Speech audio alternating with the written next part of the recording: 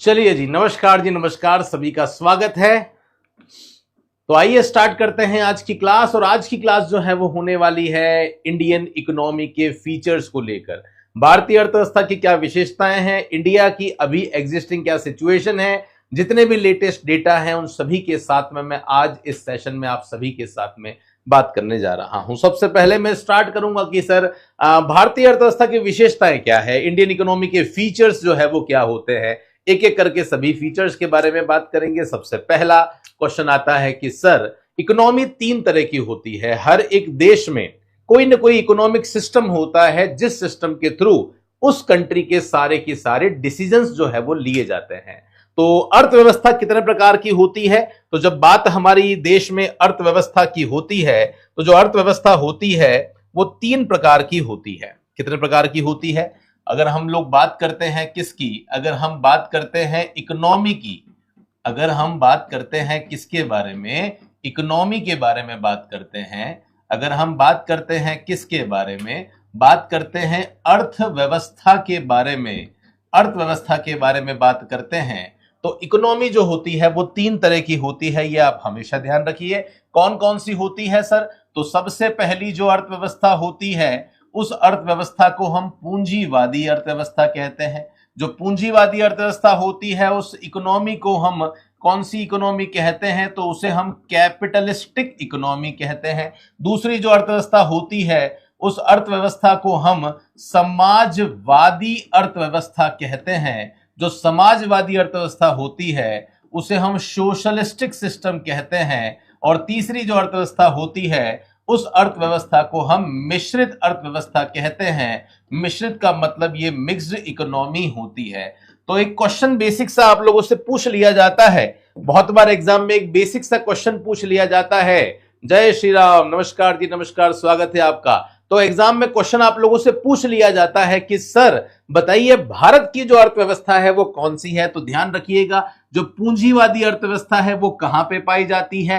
पूंजीवादी अर्थव्यवस्था यूएसए में पाई जाती है ना। समाजवादी जो अर्थव्यवस्था है वो कहां पाई जाती है? तो सर ये चाइना में पाई जाती है। और मिश्रित अर्थव्यवस्था कहां पाई जाती है सर? तो मिश्रित अर्थव्यवस्था जो है वो इंडिया में पाई जाती है। ओके, टेस्ट सॉल्यूशंस के वीडियोस जो हैं वो रेगुलर बेसिस पे अपडेट हो रहे हैं। आज कुछ वीडियोस हमने अपडेट किए हैं और एक क्लास आपकी आज स्टेट्स की भी जो है वो क्लास चली है। तो रेगुलर बेसिस पे हम कोशिश कर रहे हैं एज सुन एज पॉसिबल आपको अपडेट जो है वो देते रहें। ओके, तो एग्जाम में क्वेश्चन आता है कि बताओ भारत की अर्थव्यवस्था कौन सी है। तो भारत की अर्थव्यवस्था जो होती है वो मिश्रित अर्थव्यवस्था है, जिसे मिक्स्ड इकोनॉमी कहते हैं। अब सर ये मिक्स्ड इकोनॉमी कौन सी होती है? तो मिक्स्ड इकोनॉमी का मतलब क्या होता है, इस बात को समझने के लिए आप एक बात को समझ लें कि इन सारी जो इकोनॉमी है उनमें कंट्रोल किसका होता है। इन सारी अर्थव्यवस्था में जो नियंत्रण होता है वो किसका होता है, ध्यान रखना। तो जब हमारी अर्थव्यवस्था कौन सी होती है? पूंजीवादी। तो पूंजीवादी में जो कंट्रोल होता है वो प्राइवेट सेक्टर का होता है। समाजवादी में जो कंट्रोल होता है वो गवर्नमेंट का होता है। और मिक्स्ड इकोनॉमी में जो कंट्रोल होता है वो दोनों का होता है। तो एग्जाम में क्वेश्चन पूछ लिया जाता है कि बताओ अगर किसी इकोनॉमी में प्राइवेट और गवर्नमेंट दोनों ही सेक्टर अस्तित्व में होते हैं, एग्जिस्टेंस में होते हैं, तो बताओ वो कौन सी इकोनॉमी है? तो उसे मिक्स्ड इकोनॉमी कहते हैं। मतलब इंडिया में प्राइवेट और पब्लिक दोनों ही सेक्टर काम कर रहे हैं। आपको बसेस जो हैं वो प्राइवेट भी नजर आती है और गवर्नमेंट भी नजर आती है। स्कूल्स प्राइवेट भी हैं, गवर्नमेंट भी है। हॉस्पिटल्स प्राइवेट भी है, गवर्नमेंट भी है। इसलिए हम कहते हैं कि इंडिया की जो इकोनॉमी है, इंडिया की जो अर्थव्यवस्था है वो एक मिश्रित अर्थव्यवस्था पाई जाती है। यह पहली विशेषता है, यह पहला फीचर है किसका?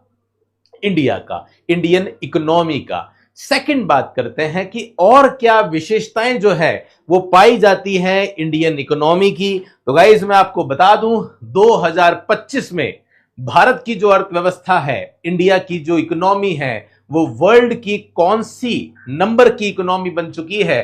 तो वर्ल्ड की 4th लार्जेस्ट इकोनॉमी हो चुकी है। आज हमसे केवल और केवल 3 देश ही आगे चल रहे हैं। सबसे आगे चल रहा है, जो हमसे बहुत ज्यादा आगे है, वो है अमेरिका। तो सबसे लार्जेस्ट इकोनॉमी, जीडीपी के हिसाब से सबसे बड़ी जो अर्थव्यवस्था है, जीडीपी के हिसाब से जो सबसे बड़ी अर्थव्यवस्था है वो अमेरिका की है, उसके बाद जो अर्थव्यवस्था है वो किसकी है, चाइना की है, उसके बाद जो इकोनॉमी है वो किसकी है, उसके बाद जो है वो जापान की है, उसके बाद जो इकोनॉमी है वो किसकी है, उसके बाद जो इकोनॉमी है वो इंडिया की है। तो ये बात आप लोगों को विशेष रूप से ध्यान रखनी है कि जो इकोनॉमी है ना, विश्व की जीडीपी के हिसाब से, सबसे सकल घरेलू उत्पाद के हिसाब से जो सबसे बड़ी अर्थव्यवस्था है विश्व की वो अमेरिका की है। लगभग कितने ट्रिलियन है आप जानते हैं? एक बार जल्दी से कमेंट करके बताना। इंडिया की जो जीडीपी है, इंडिया की जो जीडीपी है वो 4.2 ट्रिलियन अमेरिकी डॉलर है, ध्यान रखना, है ना। इंडिया की जो इकोनॉमी है, अगर हम इंडियन इकोनॉमी की बात करते हैं तो कितनी है पता है आपको? 4.2 ट्रिलियन अमेरिकी डॉलर इंडिया चल रहा है। ट्रिलियन अमेरिकी डॉलर भारत की अर्थव्यवस्था है। लगभग 4200 करोड़ की अर्थव्यवस्था इंडिया की है और इस हिसाब से इंडिया पहले नंबर पर चल रहा है। मैं आप लोगों से पूछता हूं, वेरी गुड इवनिंग, मैं आप लोगों से पूछता हूं, बताइए अगर हम 4.2 ट्रिलियन पे हैं तो बताओ अमेरिका लगभग कौन से नंबर पर होगा आपके हिसाब से? जल्दी से आंसर दो।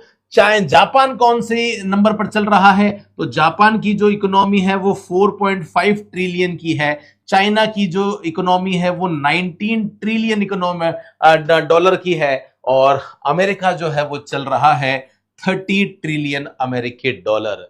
तो 30 ट्रिलियन अमेरिकी डॉलर है, इसलिए वो सबसे पहले नंबर की है। उसके बाद में आता है चाइना जो कि 19 ट्रिलियन 1900 करोड़ की इकोनॉमी है। उसके बाद आता है जापान और ऐसा अनुमान लगाया जा रहा है कि 2027 तक इंडिया पूरे विश्व की तीसरी सबसे बड़ी अर्थव्यवस्था हो जाएगा, थर्ड लार्जेस्ट हो जाएगा। क्योंकि आप देख सकते हैं हम जापान से बहुत ज्यादा पीछे नहीं है, हम जापान से बस थोड़ा ही पीछे हैं। तो ये बात आप ध्यान रखना। अगर एग्जाम में आप लोगों से पूछे कि बताओ भारत जो है वो लेटेस्ट डेटा के हिसाब से कौन सी बड़ी अर्थव्यवस्था है, तो फोर्थ लार्जेस्ट इकोनॉमी जो है वो बन चुका है। ये बात आप ध्यान रखेंगे। और क्रय मूल्य क्षमता के हिसाब से, क्रय मूल्य क्षमता का मतलब होता है पीपीपी।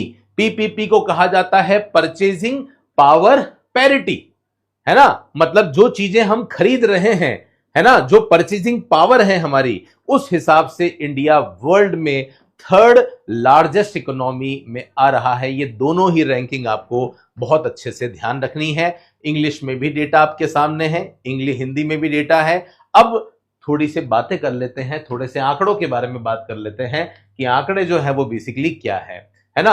अब बात कर रहे हैं कि सर क्या आंकड़े हैं। वैसे बता चुका हूं मैं कि भारत की जो अर्थव्यवस्था है वो 4.2 ट्रिलियन की है, लेकिन अगर लाख करोड़ में अगर हम बात करें तो 330 लाख करोड़ की भारत की नॉमिनल जीडीपी है। ये डेटा जो मैं आपको बता रहा हूं ये इस साल के लेटेस्ट इकोनॉमिक सर्वे जो कि 2024-25 का इकोनॉमिक सर्वे है उसके हिसाब से मैं ये डेटा आपको बता रहा हूं। तो ध्यान रखना, इंडिया की नॉमिनल जीडीपी कितनी है? नॉमिनल मतलब नामित होता है, नामित मतलब नाम की। तो भारत की जो नामित जीडीपी है, सकल घरेलू उत्पाद है, वो 330 लाख करोड़ है। ट्रिलियन पे बात करें तो 4 ट्रिलियन है, ये ध्यान रखेंगे। और भारत का जो पीपीपी है जिसमें थर्ड नंबर भारत का जो है वो आ रहा है, वो लगभग हमारे 17 ट्रिलियन अमेरिकी डॉलर हो जाता है। ओके, डन है। तो आशा करता हूं यहां तक सारी बातें आपको समझ में आ चुकी होगी।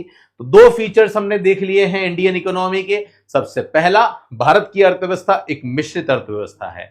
दूसरा, भारत जीडीपी के हिसाब से वर्ल्ड में फोर्थ लार्जेस्ट इकोनॉमी में आ चुका है। ये भी बात हमें अच्छे से ध्यान रखनी है। अब का चर्चा यहां पे ये आ जाती है कि सर जब बात जीडीपी की हो रही है तो एग्जाम में यह भी तो क्वेश्चन पूछा जा सकता है कि बताओ भारत में वो कौन सा राज्य है जहां की जीडीपी सबसे ज्यादा है, और बताओ भारत में वो कौन सा राज्य है जहां की जीडीपी सबसे कम है। तो ये रैंकिंग एग्जाम में आप लोगों से पूछी जा सकती है, इसलिए ये रैंकिंग भी आप सभी के सामने मैं बता रहा हूं, क्योंकि रैंकिंग का जो डेटा है वो पिछले साल आया था, इसलिए 2023-24 का डेटा मैं आपको यहां बता रहा हूं। तो आप जानते हैं भारत में सबसे ज्यादा, कभी अगर आपसे क्वेश्चन पूछे कि बताओ भारत में सबसे ज्यादा प्रति व्यक्ति आय, पर कैपिटा इनकम कौन से राज्य की है, तो आपका आंसर होना चाहिए गोवा। अब आप कहोगे सर गोवा की ही प्रति व्यक्ति आय ज्यादा क्यों है, तो क्वेश्चन ये भी आ जाता है कि सर ये प्रति व्यक्ति आय का मतलब क्या होता है, ये भी हमें बता दो। तो गाइस प्रति व्यक्ति आय का मतलब होता है पर कैपिटा इनकम, मतलब एक पर्सन एवरेज कितना रुपए कमा रहा है, इसी को हम पर कैपिटा इनकम के नाम से जानते हैं। और गोवा में प्रति व्यक्ति आय ज्यादा क्यों है बताइए। गोवा में प्रति व्यक्ति आय, सबसे पहले बात करते हैं प्रति व्यक्ति आय कैसे निकाला जाता है। तो प्रति व्यक्ति आय निकालने के लिए पूरे देश में, पूरे देश की जो इनकम है उस इनकम में देश की पॉपुलेशन को डिवाइड कर दिया जाता है। तो जब नेशनल इनकम में पॉपुलेशन को डिवाइड करेंगे तो एक पर्सन एवरेज कितने रुपए कमा रहा है वो इनकम आप सभी के सामने जो है वो आ जाएगी। और जब बात प्रति व्यक्ति आय की होती है तो किस राज्य की प्रति व्यक्ति आय सबसे ज्यादा है, तो गोवा की है, क्योंकि गोवा में पॉपुलेशन बहुत कम है और टूरिज्म सिटी है, तो टूरिस्ट बहुत ज्यादा आते हैं, इनकम बहुत ज्यादा होती है, इसलिए गोवा की जो पर कैपिटा इनकम है, एक पर्सन गोवा में एवरेज 3,58,000 रुपीज कमा रहा है, जबकि इंडिया की पर कैपिटा इनकम इतनी नहीं है। इंडिया की पर कैपिटा इनकम जो है वो 1 लाख से 1.5 लाख के आसपास घूम रही है एवरेज अगर बात करें तो, लेकिन गोवा की पर कैपिटा इनकम 57,000 है, उसके बाद में सिक्किम है, उसके बाद दिल्ली है, उसके बाद चंडीगढ़ है, उसके बाद में कर्नाटक है। ये सभी ये दोनों वो राज्य हैं जहां पे क्या है, जहां पे पॉपुलेशन कम है, तो होना बनता है यहां पे पॉपुलेशन ज्यादा है, पर क्योंकि देश की राजधानी है तो सारी जो बड़ी बड़ी कंपनीज है वो सब वहीं पे है, इसलिए दिल्ली यहां पे आता है। चंडीगढ़ अपने आप में एक यूनियन टेरिटरी है, आप जानते हैं, छोटा है और इनकम बहुत ज्यादा है, और कर्नाटक अपने आप में एक बहुत बड़ा जो है वो स्टेट है, जो इसलिए आप देख सकते हैं यहां की पर कैपिटा इनकम बहुत ज्यादा है। तो ये 3 नाम आप ध्यान रखेंगे, ये डेटा इंपॉर्टेंट नहीं है, आपकी नॉलेज के लिए बता रहा हूं, आपको तो बस ये ध्यान रखना है, गोवा, सिक्किम, दिल्ली, खत्म। अब बात करते हैं सर वो कौन से राज्य हैं जहां की प्रति व्यक्ति आय बहुत कम है या देश के औसत से भी कम है, तो सबसे पहला नंबर आ जाता है बिहार का। एक व्यक्ति बिहार का पूरे साल में केवल और केवल 32,000 रुपए कमा रहा है। ओके, उसका एक बहुत बड़ा रीजन जनसंख्या है। और दूसरा राज्य जो आता है वो उत्तर प्रदेश है। उत्तर प्रदेश की प्रति व्यक्ति आय कम क्यों है, क्योंकि भारत में सबसे ज्यादा जनसंख्या वाला जो राज्य है वो और कोई नहीं, उत्तर प्रदेश ही तो है। तो बिहार, यूपी, झारखंड, यहां की प्रति व्यक्ति आय बहुत कम है, ये बात आप यहां पे ध्यान रखेंगे। ओके, अब प्रति व्यक्ति आय की जब बात करते हैं तो प्रति व्यक्ति आय भारत में कितनी चल रही है, भारत का एवरेज कितना चल रहा है, ये भी हम लोग देख लेते हैं। तो भारत का जो प्रति व्यक्ति आय चल रही है वो आप सभी के सामने है कि जो भारत की प्रति व्यक्ति आय है वो कितनी हो चुकी है, तो आप ये देख सकते हैं। स्थिर मूल्य पर अगर हम बात करें, है ना, निचल मूल्य पर अगर हम बात करें तो 1,14,000 है, और चालू मूल्य पर जो प्रति व्यक्ति आय है वो 2,05,000 है। तो ये आप देख सकते हैं, ये देश का एवरेज है। कांस्टेंट प्राइस पर हमारी पर कैपिटा इनकम 1,14,000 है, और करंट प्राइस पे हमारी जो पर कैपिटा इनकम है ये 2,05,000 है। किस राज्य की सबसे ज्यादा, किसकी कम, ये मैं आपको यहां तक बता चुका हूं। तो होप सो यहां तक गाइज आप सभी को बहुत अच्छी तरीके से इंडियन इकोनॉमी के फीचर्स समझ में आ गए होंगे। तो पहला, भारत एक मिश्रित अर्थव्यवस्था है। दूसरा, भारत विश्व की चौथी सबसे बड़ी अर्थव्यवस्था है, ये भी हम देख चुके थे। सबसे ज्यादा प्रति व्यक्ति आय में हमें गोवा का नाम, सिक्किम और दिल्ली का नाम ध्यान रखना है। सबसे कम प्रति व्यक्ति आय में हमें बिहार, यूपी और झारखंड का नाम ध्यान रखना है। और क्या फीचर्स भारत में पाए जाते हैं, तो भारत में अगर आप लोगों से क्वेश्चन पूछा जाए कि बताइए हमारे भारत में सबसे ज्यादा जनसंख्या कौन से क्षेत्र पर निर्भर है, सबसे ज्यादा कौन से सेक्टर पर भारत के लोगों की डिपेंडेंसी है, अगर यह क्वेश्चन आपसे पूछा जाए तो आंसर होगा एग्रीकल्चर सेक्टर। जब देश आजाद हुआ था तो लगभग 72% लोग कृषि पर निर्भर थे, एग्रीकल्चर पर डिपेंडेंट थे, लेकिन धीरे धीरे यह परसेंटेज कम हो गया।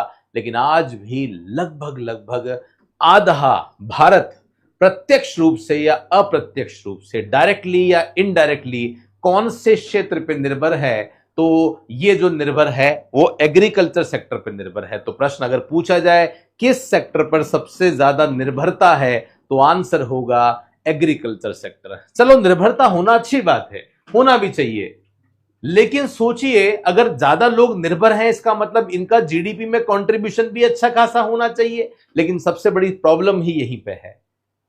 लगभग आधा देश इस सेक्टर पे डिपेंडेंट है, लेकिन इस सेक्टर का जीडीपी में जो कंट्रीब्यूशन है वो सबसे कम है, सबसे कम है।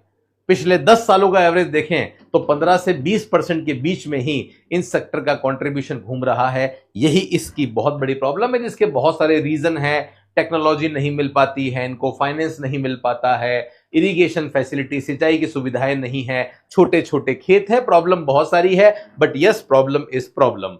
तो यस, यहां पे अगर आप लोगों से क्वेश्चन पूछा जाता है कि बताओ भारत में टोटल वर्कफोर्स का, टोटल कार्यबल का कितने परसेंट लोग एग्रीकल्चर सेक्टर पे डिपेंडेंट हैं, तो आंसर होगा 46% जो लोग हैं वो एग्रीकल्चर से संबंधित एक्टिविटी कर रहे हैं। क्वेश्चन आता है कि इनका कंट्रीब्यूशन जो है वो कितना है, उसके बारे में हम यहां बात करेंगे। आप देख सकते हैं 16-17 से 23-24 तक एग्रीकल्चर सेक्टर की जो ग्रोथ रेट है वो भी 5% ही हो रही है। और अच्छी बात देखिए, 2024-25 का डेटा आप सभी के सामने है। 2024-25 में एग्रीकल्चर सेक्टर का जीडीपी में जो कंट्रीब्यूशन था वो कितना था? 16% कंट्रीब्यूशन था। कितने परसेंट था? 16% कंट्रीब्यूशन था। ये एक बहुत इंपॉर्टेंट डेटा है। लेटेस्ट डेटा मैं आपको बता रहा हूं, जो वर्तमान में जो परिस्थिति है वो चल रही है। नमस्कार जी, नमस्कार सर, स्वागत है आपका, है ना। तो ये आप ध्यान रखेंगे, महिलाओं की भागीदारी एग्रीकल्चर सेक्टर में बढ़ रही है, कम हो रही है। तो महिलाओं का जो पार्टिसिपेशन है वो 64% हो गया है, जबकि मेल का पार्टिसिपेशन कम हो रहा है। मेल का पार्टिसिपेशन केवल 36% है। मतलब एग्रीकल्चर सेक्टर में इंडिया में फीमेल का कंट्रीब्यूशन मेल से भी ज्यादा है। लगभग डबल के आसपास आपको कंट्रीब्यूशन जो है वो देखने को मिल जाता है। ओके, तो एग्रीकल्चर सेक्टर में क्या ध्यान रखेंगे, कितने परसेंट पॉपुलेशन एग्रीकल्चर सेक्टर पे डिपेंड है? 46%। इन 46% का इंडिया की जीडीपी में कितना कंट्रीब्यूशन है? तो मात्र 16%। वुमेन्स का कंट्रीब्यूशन कितना है? तो 64%। मेल का कंट्रीब्यूशन कितना है? तो 36% है। लगभग पिछले 5 सालों का एवरेज में एग्रीकल्चर सेक्टर की ग्रोथ कितनी हुई है? तो 5% ही ग्रोथ हुई है, जबकि इंडस्ट्रियल सेक्टर में ग्रोथ जो है वो 8%, 9% देखने को हमें मिल जाती है, लेकिन एग्रीकल्चर सेक्टर में नहीं हुई है। ये बात आप यहां पे ध्यान रखेंगे। अब बात करते हैं, चलो सर ये तो समझ में आ गया कि जीडीपी में कंट्रीब्यूशन कितना है सर, अब ये भी बता दो जीवीए में कंट्रीब्यूशन कितना है। देखिए, जीडीपी और जीवीए में अंतर है। ये जो जीडीपी है इसका मतलब होता है ग्रॉस डोमेस्टिक प्रोडक्ट, जिसे कहते हैं सकल घरेलू उत्पाद। मतलब देश की सीमा में हमने जो पैसा कमाया वो जीडीपी है। एक और वर्ड होता है जिस वर्ड को कहते हैं जीवीए।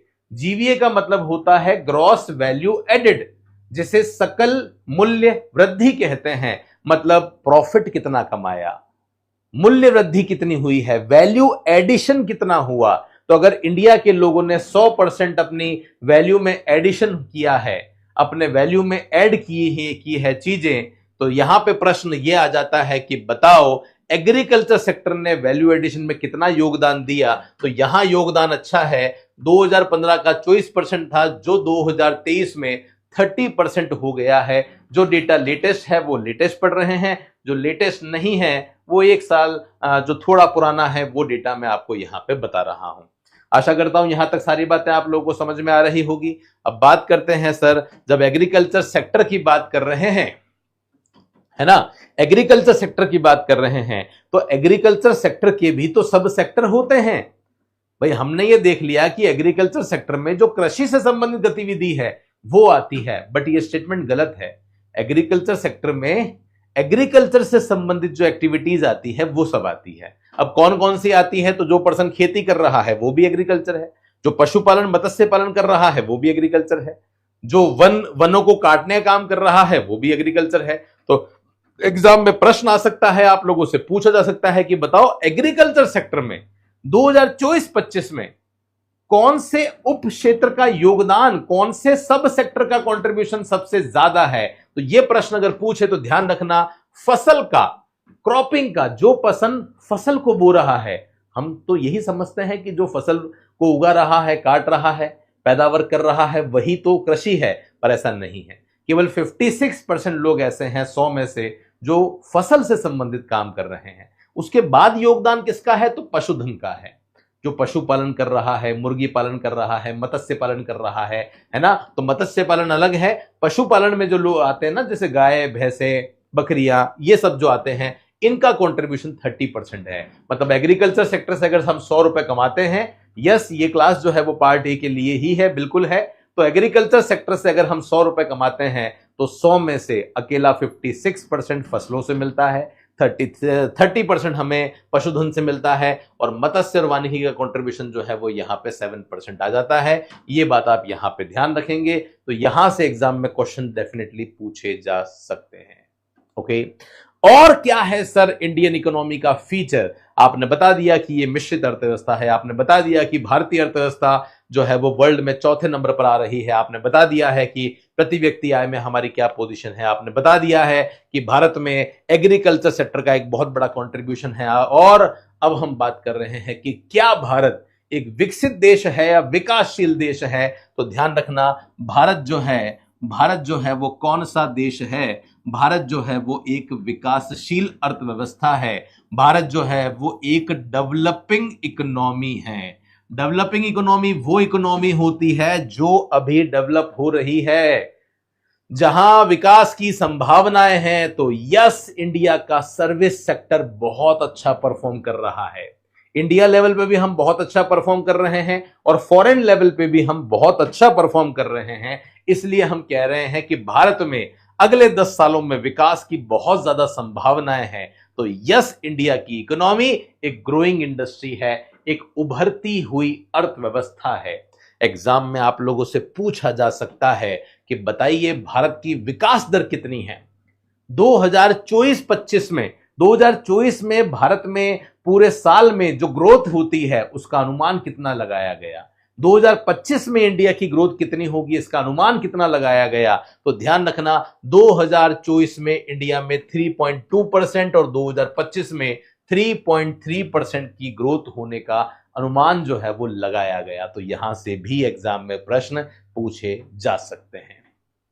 ओके, अब बात करते हैं भारत की जीडीपी में कितने परसेंट वो वृद्धि होने का अनुमान है। तो ये ग्रोथ रेट तो अनुमान लगाया गया था, है ना, अनुमान लगाया गया था आईएमएफ ने। लेकिन बात करें कि 2025-26 में भारत में 6.3 से 6.8% होने का अनुमान है, जबकि 2024-25 की बात करें तो भारत की वास्तविक जो ग्रोथ रेट है वो 6.4% रही। तो आईएमएफ ने, नमस्कार जी, राधे राधे, है ना, तो आईएमएफ ने जो अनुमान है वो कम लगाया। मैं आपको बता दूं, आज हर एक देश की जो ग्रोथ रेट है ना, जो ग्रोथ रेट है वो बहुत ही ज्यादा कम है। भारत आज एक बहुत अच्छी कंडीशन पे चल रहा है।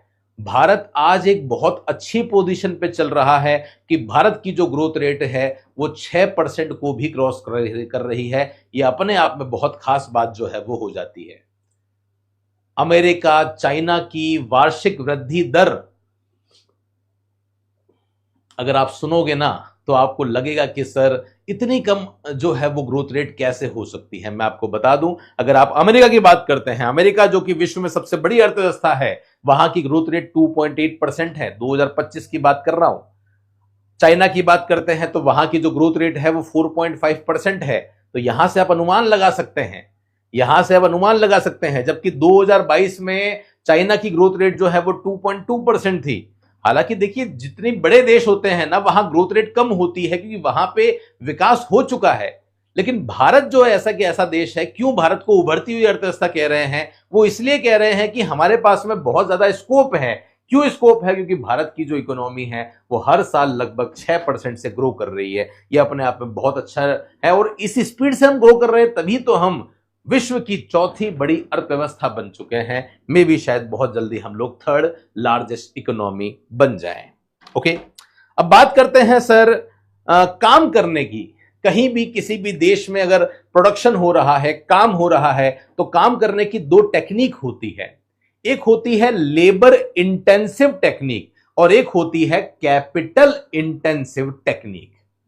जिस देश के पास, ध्यान रखना, जिस देश के पास में क्या होते हैं, जिस देश के पास में अगर श्रमिक ज्यादा होते हैं, ध्यान रखना, जिस देश के पास में जो श्रमिक होते हैं, जो लेबर होते हैं, वो क्या होते हैं? बोलो, ज्यादा। जिस देश के पास में लेबर ज्यादा होते हैं और उस देश के पास में अगर पूंजी जिसे कहते हैं कैपिटल क्या होती है बोलो, कम होती है। जिस देश के पास में पैसा कम है लेकिन काम करने वाले लोग बहुत ज्यादा हैं, बेरोजगार बहुत ज्यादा हैं, तो ध्यान रखना ऐसी सिचुएशन में हमेशा जो टेक्निक फॉलो होती है काम करने की, उस टेक्निक को कहा जाता है लेबर इंटेंसिव अप्रोच, जिसे कहते हैं श्रम प्रधान तकनीक, है ना। तो भारत कौन सी टेक्निक अपनाता है प्रोडक्शन करने के लिए? लेबर इंटेंसिव टेक्निक अपनाता है। क्योंकि लोग अपने हाथों से काम कर रहे हैं, तो जब लोग अपने हाथों से काम करते हैं तो ऐसी सिचुएशन में कॉस्ट जो है वो क्या हो जाती है? कॉस्ट ज्यादा हो जाती है। लेकिन हां, अगर हम बात करते हैं अनएम्प्लॉयमेंट की, अगर हम बात करते हैं बेरोजगारी की, तो बेरोजगारी कम हो जाती है क्योंकि लोग अपने हाथों से काम कर रहे हैं। अच्छा, इसको रिवर्स कर दो। अमेरिका में क्या होता है? अमेरिका में ये सब बिल्कुल रिवर्स हो जाते हैं। अमेरिका में लेबर कम है, काम वाली बाइयां, नौकर बहुत महंगे हैं वहां पे, लेकिन पैसा बहुत है, इसलिए वहां जो अप्रोच होती है वो कैपिटल इंटेंसिव है। सारे काम मशीनों से हो रहे हैं। जब सारे काम मशीनों से होंगे तो कॉस्ट वहां कम होती है, लेकिन कहीं ना कहीं बेरोजगारी जो है वो क्या होती है? बेरोजगारी जो है वो ज्यादा होती है क्योंकि काम मशीनों से हो रहा है। इसलिए वहां लोग बिजनेस करना ज्यादा पसंद करते हैं, नौकरी करना कम पसंद करते हैं। ओके, बात करते हैं सर क्या इंडिया के फीचर्स में कंज्यूमर प्रोटेक्शन पे भी क्लास जरूर बनाएंगे। डेफिनेटली बना देते हैं, कोई दिक्कत नहीं है, वैसे बनाई हुई है। क्या इंडिया की इकोनॉमी में धन का असमान वितरण देखने को मिलता है? क्या इंडियन इकोनॉमी में अनइक्वल डिस्ट्रीब्यूशन ऑफ वेल्थ मिलता है? बिल्कुल मिलता है। इंडिया का 1% पैसा है ना, इंडिया का लगभग 55% जो पैसा है ना, वो 1% लोगों के पास है। सोच के देखो, भारत का जो 100 रुपया है, 100 में से 53% जो रुपया है वो 1% अमीर लोगों के पास में है। इसको रिवर्स कर दो, 99% जनसंख्या के पास केवल बचा हुआ 45% है। ये असमानता को दिखाता है। अमीर आदमी और अमीर हो रहा है, गरीब आदमी और गरीब हो रहा है। इसे हम असमानता कहते हैं। तो ये भी इंडिया में हमें देखने को मिल जाता है। बात करते हैं पॉपुलेशन की, बात करते हैं जनसंख्या की। सर जनसंख्या में क्या है? आप जानते हैं जनसंख्या में हमारा कोई मुकाबला नहीं है। जनसंख्या में जो रेस चल रही थी, जिस रेस में इंडिया को सिल्वर मेडल मिल रहा था, अब उस रेस में हमें गोल्ड मेडल मिल चुका है और भारत विश्व की सबसे ज्यादा जनसंख्या वाला देश जो है वो बन चुका है। हालांकि 2045 में यह अनुमान लगाया गया था, 2011 में जब लास्ट जनसंख्या जनगणना हुई थी तब यह अनुमान लगाया गया था, जब हम केवल 121 करोड़ पे थे, तब यह अनुमान लगाया गया था कि 2045 तक भारत चाइना के बराबर हो जाएगा। लेकिन हमने तो समय से पहले ही रिकॉर्ड तोड़ दिया और आप देख सकते हैं कि भारत सबसे ज्यादा जनसंख्या वाला देश बन चुका है। और विश्व की ध्यान रखना, ये जो डेटा है ये 2011 के हिसाब से है, क्योंकि ऑफिशियल जो सेंसस के डेटा हैं वो 2011 में आए थे। तो जब 2011 में भारत की जनसंख्या 121 करोड़ थी, तब उस हिसाब से विश्व की जनसंख्या का 17.5% पॉपुलेशन भारत में निवास करती है। और 2001 से लेकर 2011 में अगर हम डिकेड ग्रोथ देखें, दशकीय जनसंख्या वृद्धि दर देखें, तो भारत की 17.6% मिल जाती है। तो 17.7 और 17.6 ये दोनों डेटा आपको ध्यान रखने हैं। तो यस, ये भी भारत की एक बहुत बड़ी विशेषता हो जाती है। प्रति व्यक्ति आय मैं आपको बता ही चुका हूं, 1,14,000 और 2,05,000 भारत की प्रति व्यक्ति आय है। ये लेटेस्ट डेटा है जो मैंने आपको बता दिए हैं, एग्जाम में प्रश्न आ सकता है। बात करते हैं भारत में गरीबी। कितने परसेंट ऐसे लोग हैं सर जो भारत में गरीब हैं, या गरीबी रेखा से नीचे जो लोग हैं वो सर कितने हैं? तो इसके लिए अलग अलग समय पर अलग अलग समितियां आई है, लेकिन भारत में जो गरीबी की गणना है वो किसके आधार पर होती है? पहले गरीबी की जो गणना है, पहले पॉवर्टी की जो कैलकुलेशन है वो कैलोरी के बेस पे होती थी। हम ये देखते थे कि पर्सन कितनी कैलोरी खा रहा है, उसी बेस पर कैलकुलेशन जो है वो होती थी। लेकिन अब वो सिस्टम कहीं ना कहीं खत्म हो चुका है। अब जो गणना है, अब जो पर्सन गरीब है, बीपीएल है, वो कैसे पता चलता है? वो उसके उपभोग व्यय के आधार पर पता चलता है, वो कंजम्पशन एक्सपेंडिचर के बेस पे पता चलता है। अब ये देखा जाता है कि व्यक्ति या परिवार कंजम्पशन पे कितना खर्चा कर रहा है। और ये बात जो बताई थी वो बताई थी सुरेश तेंदुलकर समिति ने। तो आप देख सकते हैं पॉवर्टी लाइन के बेसिस पर हम गरीबी को देखते हैं। पहले गरीबी का जो विचार था वो कैलोरी पर बेस्ड था, उसके बाद उसको चेंज किया। और कैलोरी की जब बात होती थी तो योजना आयोग ने एक डेफिनेशन दी थी। कई बार एग्जाम में प्रश्न पूछा गया है कि बताओ, योजना आयोग, प्लानिंग कमीशन जिसकी स्थापना 1950 में हुई थी, उसने डिफाइन किया था गरीबी को। किस व्यक्ति को गरीब कहा जाएगा? तो अगर व्यक्ति गांव में रहता है तो ज्यादा कैलोरी चाहिए, शहर में रहता है तो कम कैलोरी चाहिए। तो गांव में व्यक्ति रहता है तो 2400 कैलोरी से कम खाता है तो गरीब है, और शहर में अगर वो काम कर रहा है और 2100 कैलोरी से कम खा रहा है तो वो गरीब है। ये डेफिनेशन योजना आयोग ने दी। उसके बाद में तेंदुलकर समिति आ गई, उसके बाद में रंगराजन समिति आ गई, और इन दोनों ने प्रति व्यक्ति, इन दोनों ने गरीबी को जो मेजर किया वो किस बेसिस पे किया? वो किया कंजम्पशन एक्सपेंडिचर, उपभोग व्यय। इन्होंने कहा हम ये नहीं देखेंगे व्यक्ति कितनी कैलोरी खा रहा है, हम ये देखेंगे कि वो उपभोग पर, खाने पीने पर, कपड़े पर कितना खर्चा कर रहा है। ओके, जब तेंदुलकर से पूछा तो उन्होंने खर्चा कितना बताया?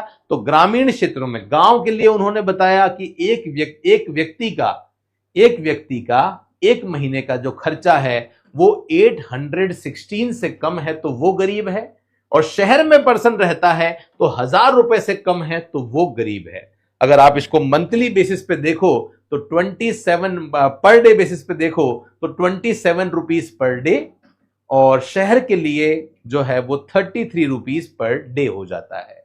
रंगराजन ने, और जब तेंदुलकर से पूछा कि बताओ इस परिभाषा के हिसाब से कितने परसेंट लोग बीपीएल हैं, कितने परसेंट लोग गरीब हैं, तो तेंदुलकर समिति ने कहा हमारे हिसाब से 21.9% लोग गरीब हैं। कितने हैं? 21.9% लोग गरीब हैं। और जब रंगराजन से पूछा आपके हिसाब से बताओ कितने परसेंट लोग गरीब हैं, इन्होंने गरीबी का जो डेटा दिया, गांव का जो डेटा दिया वो 972 पर पर्सन, और शहर का जो डेटा दिया वो 1407 पर पर्सन। एक दिन का निकालोगे तो यहां पे 32 रुपीज पर डे, और यहां निकालोगे तो 47 रुपीज पर डे आ जाता है। जब इनसे पूछा कितने लोग गरीब हैं, कितने लोग बीपीएल परिवार जो गरीबी रेखा से नीचे हैं, तो इन्होंने कहा हमारे हिसाब से 29.5% लोग गरीब हैं। ये मैंने आपको इंडिया में पॉवर्टी का डेटा बता दिया है। होप सो सारी बात समझ में आ गई होगी। बात करते हैं रोजगार की, बात करते हैं बेरोजगारी की, बात करते हैं कि सर इंडिया में बेरोजगारी कितनी है, कितने परसेंट लोग जो हैं वो बेरोजगार हैं। हाँ, अगर आप लोगों से इंडिया क्वेश्चन ये पूछा जाए, ध्यान रखना, अगर आप लोगों से ये क्वेश्चन पूछा जाए कि बताओ भारत में कौन सी बेरोजगारी पाई जाती है, अगर आपसे ये प्रश्न पूछा जाए कि भारत में कौन सी बेरोजगारी पाई जाती है, तो आपका आंसर होगा भारत में संरचनात्मक बेरोजगारी पाई जाती है ना। ये एग्जाम में इंपॉर्टेंट क्वेश्चन है। भारत में कौन सी बेरोजगारी पाई जाती है? तो भारत में स्ट्रक्चरल अनएम्प्लॉयमेंट पाया जाता है। अगर आपसे क्वेश्चन ये पूछा जाए, अगर आपसे एग्जाम में प्रश्न ये पूछा जाए कि ग्रामीण क्षेत्रों में, है ना, रूरल सेक्टर में पाई जाने वाली गरीबी कौन सी है, तो ध्यान रखना ग्रामीण क्षेत्रों में जो गरीबी पाई जाती है वो मौसमी बेरोजगारी पाई जाती है। एग्जाम में क्वेश्चन पूछ लिया जाए कि बताओ ग्रामीण क्षेत्रों में पाई जाने वाली बेरोजगारी कौन सी, तो आंसर होगा मौसमी बेरोजगारी।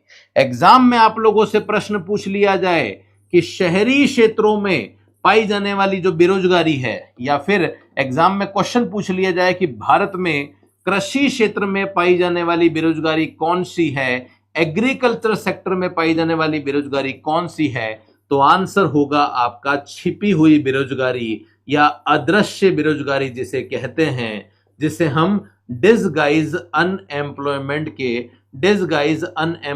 के नाम से जानते हैं। अगर एग्जाम में यह प्रश्न पूछा जाए कि बताओ शहरी क्षेत्रों में पाई जाने वाली बेरोजगारी कौन सी है, तो आपका आंसर फिर वहां पे शिक्षित बेरोजगारी हो जाएगा। ये कुछ 3-4 प्रश्न हैं जो भारत की अर्थव्यवस्था से संबंधित है, वो मैंने आपको बता दिया है। ओके, अब अगर एग्जाम में आप लोगों से यह क्वेश्चन पूछ लिया जाए कि बताओ भारत में कितने % लोग बेरोजगार हैं, तो ध्यान रखना 2025 के हिसाब से भारत में 5.6% जो लोग हैं वो बेरोजगार हैं। ओके, ये मैंने आपको लेटेस्ट डेटा बता दिया है अनएम्प्लॉयमेंट का। बात करते हैं साक्षरता की, बात करते हैं लिटरेसी की, बात करते हैं। ये भी तो भारत की जो इकोनॉमी है उसकी एक विशेषताओं में आ जाता है कि भारत में कितने लोग साक्षर हैं।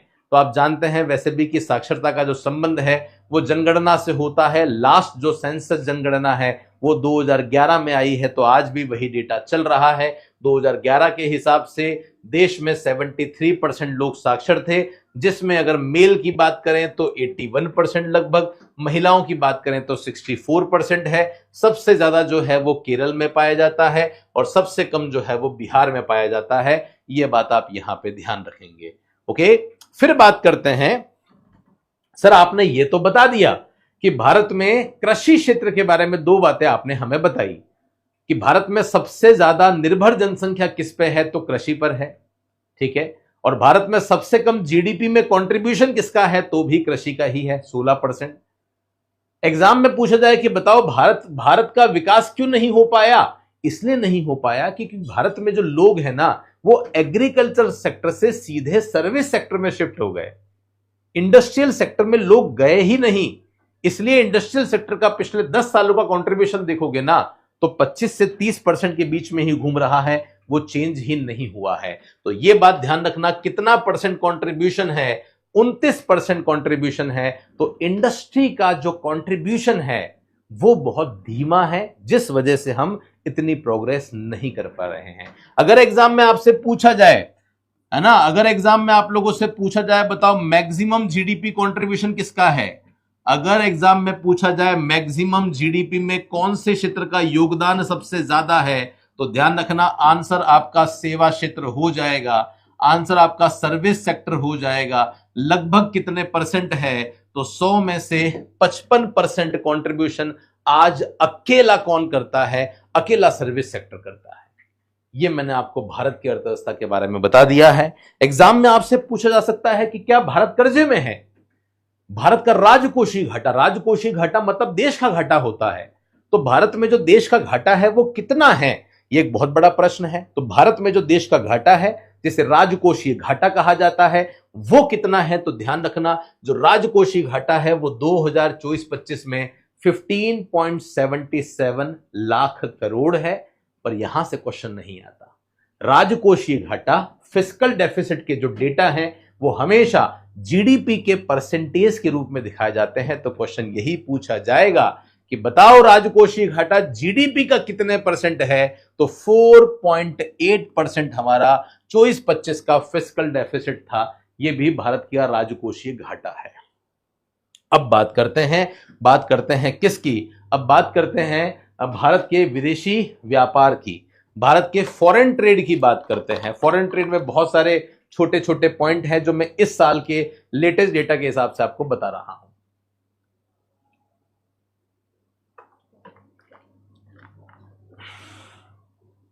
क्या क्या बातें ध्यान रखनी है, बहुत ध्यान से देखिएगा। भारत में जो एक्सपोर्ट और इंपोर्ट है, अब उसके बारे में कहानी समझ रहे हैं।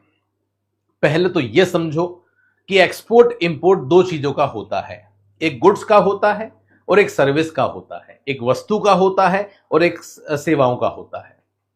वस्तु की स्थिति में हम हमेशा लॉस में रहते हैं, है ना। गुड्स के केस में हमेशा हम लॉस में रहते हैं। भारत हमेशा व्यापारिक घाटे में रहता है। व्यापारिक घाटे का मतलब क्या हो गया कि आयात हमारा ज्यादा रहता है, इंपोर्ट ज्यादा होता है, एक्सपोर्ट कम है। बट सर्विस में हमारा परफॉर्मेंस बहुत अच्छा है, जिस वजह से आज हम चल पा रहे हैं।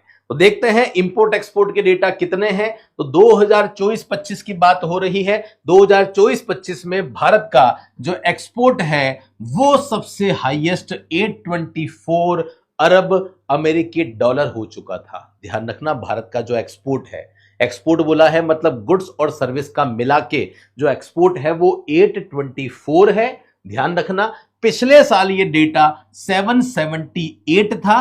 तो ग्रोथ कितनी हुई है ध्यान रखना, 6.01% है। दो क्वेश्चन एग्जाम में आ सकते हैं। 24-25 में भारत का एक्सपोर्ट कितना रहा, तो याद रखेंगे हम 824।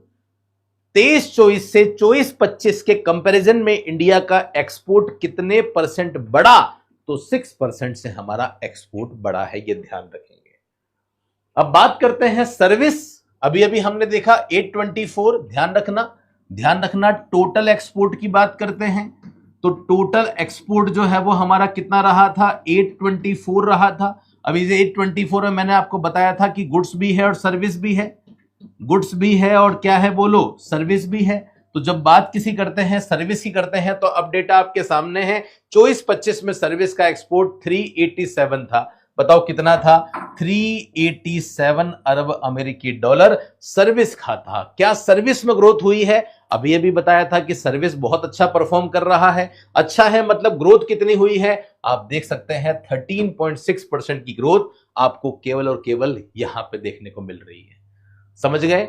बात करते हैं गुड्स की, बात करते हैं सर। अब जो बच गया वो गुड्स है, तो अब कितना बच गया है, लगभग 437 बच गया है। तो 437 अरब अमेरिकी डॉलर एक्सपोर्ट है किसका, वस्तु का। जो बात आपको यहां पे दिख भी रही होगी, व्यापारिक निर्यात जो है वो 437 है, और जिसमें आप देख सकते हैं 0.08% ही वृद्धि हुई है। मतलब गुड्स में का जो एक्सपोर्ट है ना, बहुत धीरे धीरे बढ़ रहा है, जबकि सर्विस का एक्सपोर्ट बूम कर रहा है, जिस वजह से आज हमारा घाटा धीरे धीरे कम होता जा रहा है। एक डेटा आप सभी के सामने दिख रहा है, मैं थोड़ा सा और बहुत इसको बड़ा कर देता हूं, क्योंकि ये डेटा आप सभी के लिए बहुत ही ज्यादा इंपॉर्टेंट जो है वो हो जाता है। इसको थोड़ा बड़ा कर रहा हूं मैं, टीम ने थोड़ा छोटा कर दिया है।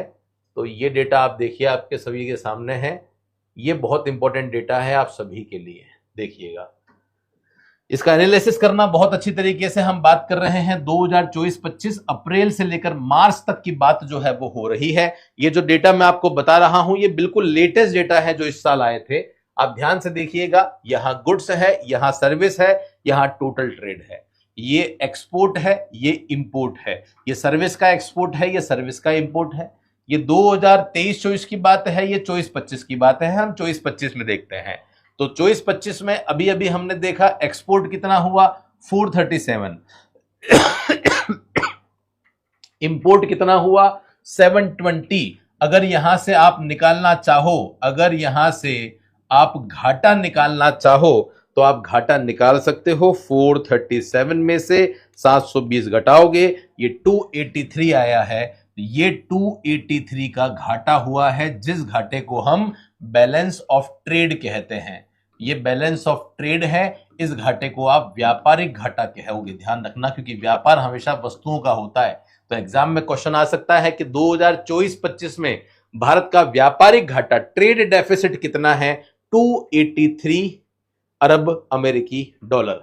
ओके, बात करते हैं सर्विस की। सर्विस में एक्सपोर्ट ज्यादा है ना, इसमें ध्यान रखना, इंपोर्ट ज्यादा है, एक्सपोर्ट कम है ना। यहां देखोगे तो एक्सपोर्ट ज्यादा है, इंपोर्ट कम है। और यहां पे अगर देखोगे तो यहां हमें सरप्लस मिला है, यहां हमें आधिक्य मिला है। कितना, तो 383 माइनस करोगे 194, तो 189 का हमें सरप्लस मिला है। ध्यान रखना। ओके, अब ये एक्सपोर्ट है, ये एक्सपोर्ट है, दोनों को जोड़ दिया तो ये आ गया। ये इंपोर्ट है, ये इंपोर्ट है, दोनों को जोड़ दिया तो ये आ गया। अब एग्जाम में आप लोगों से क्वेश्चन पूछे कि बताओ भारत का व्यापार संतुलन कितना है, तो फिर यहां पे 94 बिलियन अमेरिकी डॉलर का भारत को जो है वो नुकसान हो रहा है। ये डेटा बहुत इंपॉर्टेंट था आप सभी के लिए, जो मैंने आपको बता दिया है। आशा करता हूं समझ में आ गया होगा।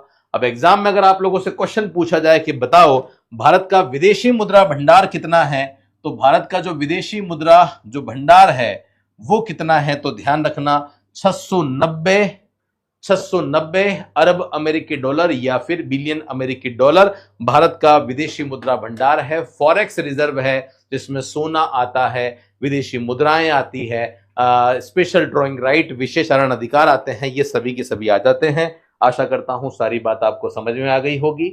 भारत का विदेशी ऋण कितना है, विदेशी ऋण कितना है हमारे ऊपर, तो हमारे ऊपर फॉरेन का जो डेट है 2024 में वो 663 बिलियन अमेरिकी डॉलर है, जो जीडीपी के 18.7%, मतलब आज हमारी जीडीपी अगर 100 है तो लगभग 19% हम जीडीपी के घाटे में चल रहे हैं, लोन में चल रहे हैं, और उस लोन पर जो इंटरेस्ट है वो 6.7 हम दे रहे हैं, और विदेशी मुद्रा भंडार का जो है वो 97% हमारे पास में हो जाता है। ये बात आप ध्यान रखेंगे।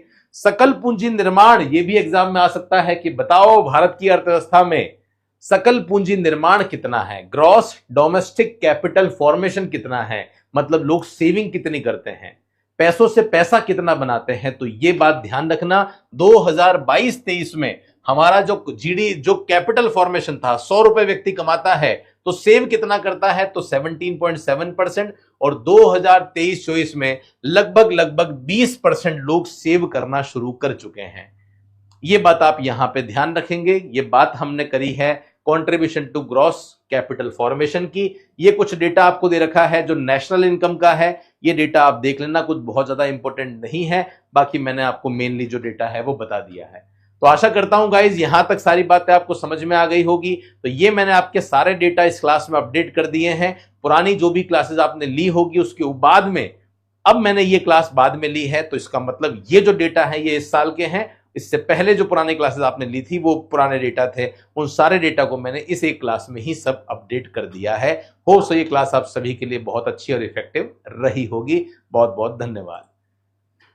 ओके, जो भी स्टूडेंट हमारे साथ में लाइव इस क्लास में जुड़े हुए थे, आप सभी बताइए ये क्लास आप सभी के लिए कैसी रही, और ये क्लास आप सभी के लिए इंफॉर्मेटिव थी या नहीं थी, एक बार जल्दी से कमेंट करके बता दीजिए। बाकी मैं आपको बता चुका हूं कि ये क्लास विशेष रूप से हमने एडीओ के विद्यार्थियों के लिए ली थी। तो जो भी स्टूडेंट जो जुड़ना चाहता है हमारे साथ, बहुत ज्यादा मेहनत हम आपके साथ में एडीओ के कोर्स में कर रहे हैं, रेगुलर टेस्ट सीरीज चल रही है, सॉल्यूशंस भी हम लोग कोशिश कर रहे हैं एज सुन एज पॉसिबल आप लोगों को प्रोवाइड करते रहें, और आप लोग मुझे लगता है कि डेफिनेटली उन सभी का आनंद जो है वो ले रहे होंगे। तो ज्यादा से ज्यादा जुड़ जाइए। सेशन पसंद आया है तो जो लोग रिकॉर्डेड भी देख रहे हैं वो जरूर कमेंट करके बताइएगा कि ये क्लास आप सभी के लिए कैसी रही। फिलहाल के लिए ले रहा हूं मैं आप सभी से विदा। थैंक यू सो मच आप सभी का मेरे साथ में इस सेशन में जुड़ने के लिए। ओके, चलिए जी, सौरभ जी बोल रहे हैं बहुत बढ़िया दी क्लास। तो चलिए Saurabh ji, thank you so much, और ऐसी ही क्लासें हम लोग और आपके लिए जो है वो लगाते रहेंगे, और अब मैं भी कोशिश करूंगा कि डेली कम से कम एक। अच्छा, जो student UK triple SC assistant accountant के हैं उनके लिए हमने प्रीवियस ईयर सीरीज जो है वो स्टार्ट कर दी है। जिन स्टूडेंट ने नहीं ली है वो जरूर जो है वो देखिएगा। और एडीओ टेस्ट सीरीज में सॉल्यूशन, सौरभ आज स्टेट्स के का सॉल्यूशन हमने जो है वो करवाया है, वो आपकी एप्लीकेशन पे लाइव हुआ होगा। ओके, एडीओ के जो सॉल्यूशन है वो स्टेट्स का अब करवाएंगे। आज इकोनॉमिक्स की मेरी एक क्लास मार्केट की जो है वो आज आपकी अपडेट हो गई होगी, और डिमांड वाला जो वीडियो है वो भी रिकॉर्ड हो गया है, वो भी हम कोशिश करेंगे कल तक आपको अवेलेबल करवा दें, और उसके बाद फिर प्रोडक्शन कॉस्ट जो है वो मैं ले लूंगा। तो कोशिश कर रहे हैं जल्दी जल्दी जो है वो ये टेस्ट सीरीज के सॉल्यूशन भी हम आपको अवेलेबल करवाते रहें। ओके, चलिए जी, थैंक यू सो मच आप सभी का। मिलते रहेंगे कुछ ऐसी ही